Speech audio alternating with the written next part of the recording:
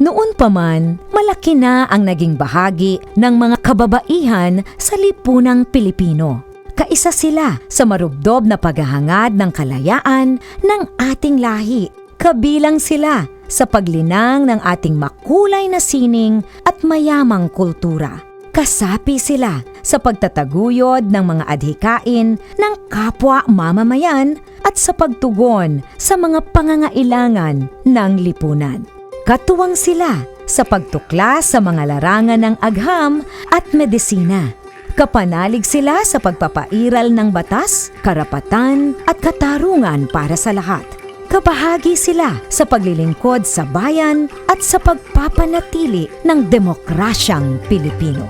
Sa paglipas ng panahon, hindi nagmaliw ang kanilang pag-ibig sa ating inang bayan. Mga kababayan, ito ang alay ng mga kababaihang Pilipino para sa bayan. Tumayo po tayong lahat at sabay-sabay nating awitin ang pambansang awit ng Pilipinas.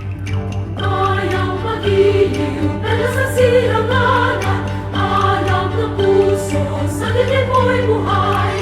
Lupang hinirang, dulot ka ng magiging, sa manlulupi, di ka masisingil, sa lahat ng tulog, sa sino at sa langit mong babang, may ginagang tula at awit sa paglayang minamahal.